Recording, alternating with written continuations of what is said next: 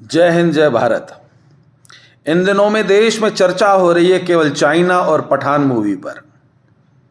China ने भारत के साथ क्या किया और पठान मूवी में हिंदुत्व और भगवा का क्या अपमान हुआ, इस पर चर्चा हो रही है। साथियों, एक निवेदन कर रहा हूं, यह वीडियो इस देश के लिए, इस राष्ट्र के लिए और राष्ट्रवादियों के लिए बहुत जरूरी है। जनता तक यह संदेश जरूर पहुंचना चाहिए कि आखिर कड़वी सच्चाई है क्या। इसलिए आग्रह कर रहा हूं, इस वीडियो को लाइक भी कीजिएगा, शेयर भी कीजिएगा और राष्ट्रवाद के इस अभियान में मेरे सहयोगी बनकर फॉरवर्ड करके अपने कर्तव्य का पालन कीजिएगा। दोस्तों, इस देश के दुश्मन भारत के बाहर नहीं है। इस भारत के अंदर ही भारत के दुश्मन खुलेआम यात्राएं निकाल रहे हैं, खुलेआम सेना का मनोबल तोड़ने का काम कर रहे हैं, भारत के प्रधानमंत्री को गालियां दे रहे हैं। मैंने मेरे जीवन काल में राहुल गांधी जैसा छिछोरा नेता नहीं देखा, इतना हलकट और घटिया नेता नहीं देखा जो भारत का खाकर भारत की थाली में छेद करने के लिए इस देश के सनातनियों के साथ, देश की सेना के नौजवानों का मनोबल तोड़ने के लिए पाकिस्तान और चाइना के साथ अपने गुप्त एजेंडे, गुप्त समझौते की दलाली खा रहा है और इस देश का मतदाता उसे पदयात्रा करने दे रहा है। आश्चर्य होता है। आपको मालूम होगा, जब केंद्र में कांग्रेस की सरकार थी, राहुल गांधी का वीडियो वायरल हुआ था, आज भी रिकॉर्ड में है। और अगर गलत है और कांग्रेसियों में हिम्मत है तो मुझ पर एफआईआर दर्ज करें।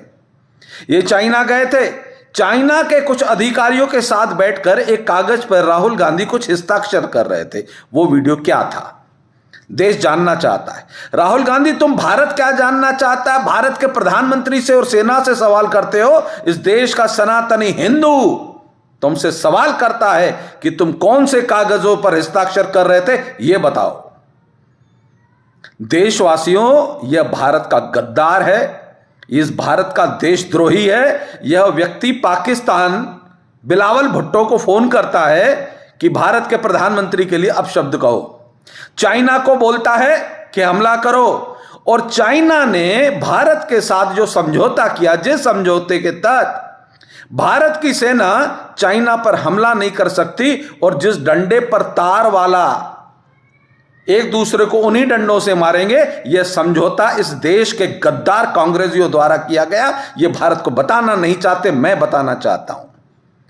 जो लोग कांग्रेस को वोट देते हैं, जो कांग्रेस के कार्यकर्ता हैं, जो कांग्रेस के नेता हैं, अगर वह भी आपके साथ इस समझौते पर बेशर्म होकर बात करें तो उन कांग्रेस के कार्यकर्ताओं को गद्दारों की श्रेणी में गिनिएगा। 1947 से लेकर कांग्रेस ने भारत के सनातनियों के साथ, भारत के हिंदुओं के साथ, भारत के चरित्र के साथ, भारत की संस्कृति के साथ जो खिलवाड़ की, अब 8 साल से यह कर नहीं पा रहे हैं। ये भ्रष्टाचार के भूखे भेड़िए अब भारत की सरकार को चलाने की अकल देते हैं। तब अकल मारी गई थी क्या, जिस समय तुम सत्ता में थे? यह राहुल गांधी, सोनिया गांधी, दिग्विजय सिंह, इन सब लोगों ने मिलकर 26/11 की योजना बनाई थी, भगवा आतंकवाद का एक कलंक इस देश के सनातनियों को कलंकित करने के लिए। इसके भी सबूत है।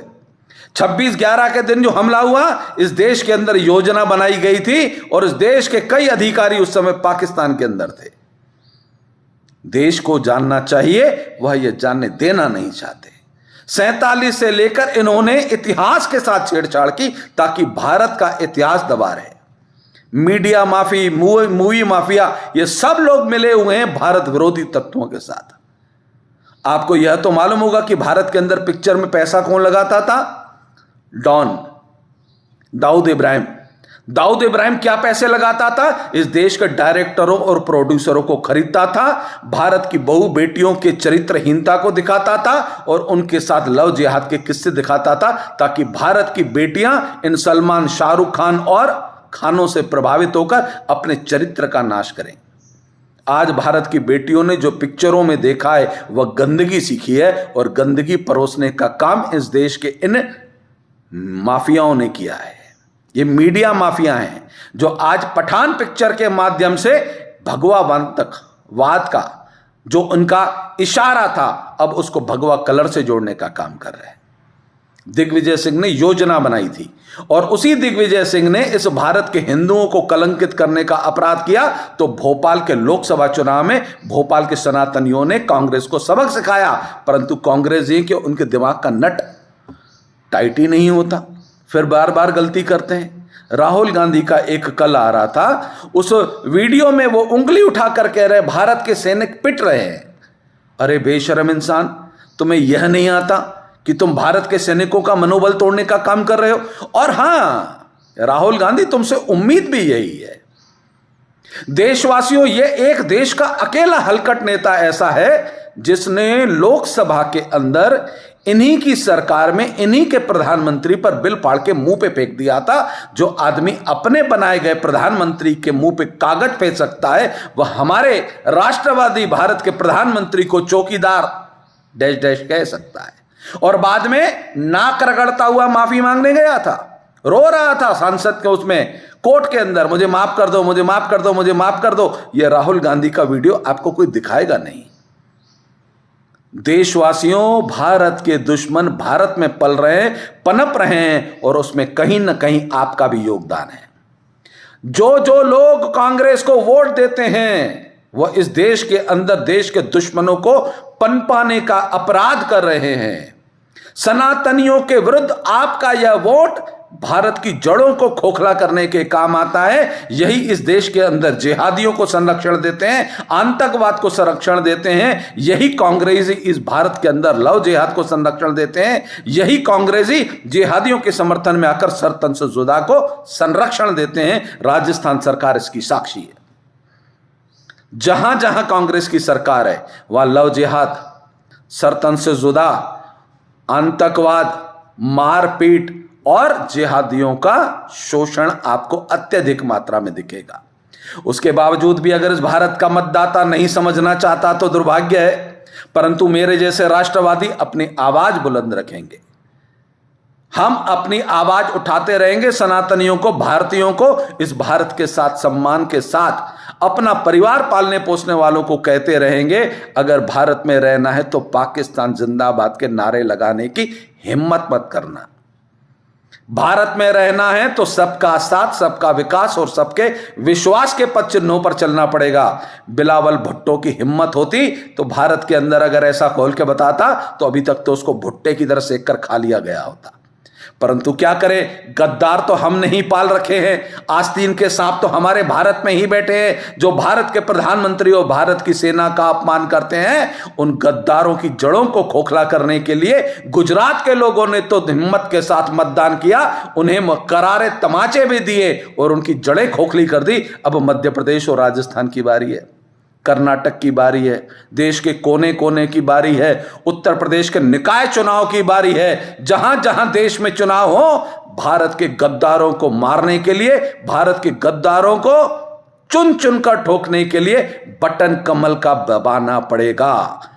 इस देश के अंदर एकमात्र दल ऐसा है जो भारत माता की जय बोलता है, संविधान की बात करता है, सबका साथ, सबका विकास, सबके विश्वास की बात करता है। वह है केवल नरेंद्र मोदी जी के नेतृत्व का दल, भारतीय जनता पार्टी। बाकी सब दल बिक चुके हैं। नीतीश कुमार ने बिहार के अंदर जहरीली शराब पर प्रतिबंध लगाकर मियां अपना कारोबार कर रहे हैं, अपना धंधा फुला रहे हैं। चोरी की शराब बिक रही है वहां पे। और अब जब वहां हजारों लोग मारे गए हैं तो उनका निंदनीय बयान आता है कि जो शराब पिएगा वो तो मरेगा। अरे शराब पीने वाला मर गया, तुम्हारी जहरी शराब से मरा है, पर उसके बच्चों ने क्या दोष किया, उसकी पत्नी का क्या दोष है? बिहार की जनता आपको नीतीश कुमार कहता है, आप अपना वोट जो आज तक नीतीश कुमार और लालू को देते थे, ये सरकार कहती है आप अपना वोट की पुड़िया बनाकर अपने जेब में रख लीजिए। न नीतीश को आपके वोट की जरूरत है, न लालू को आपके वोट की जरूरत है। अगर आपको अपने आत्मसम्मान के साथ बिहार में जीना है तो भारतीय जनता पार्टी के समर्थन में मतदान करके इनको करारा जवाब देना पड़ेगा, अन्यथा इसी प्रकार से नीतीश कुमार बरगलाने की बात करते रहेंगे। शाहरुख खान का कल एक अटपटा सा किसी बंदे ने उनसे पूछा क्या होता है, तो क्या बोला सुनिए। आपको लगता है उस सोशल बॉयकॉट से आप लोगों का नुकसान हो? ऐसा बड़ बोल नहीं बोल रहा यार, हवा से थोड़ा हिलने वाला हूं मैं यार। हवा से झाड़ियां हिलती हैं। मियां शाहरुख खान से पूछा गया कि आपका विरोध हो रहा है, सनातनी भारतीय आपका विरोध कर रहा है, आपकी पिक्चर का बहिष्कार हो रहा है। बोले क्या फर्क पड़ता है, क्या उखाड़ लेंगे। मियां शाहरुख खान, इस देश का भारतीय सनातनी अब तुम्हें बताएगा कि हम क्या क्या उखाड़ सकते हैं और क्या क्या कर सकते हैं।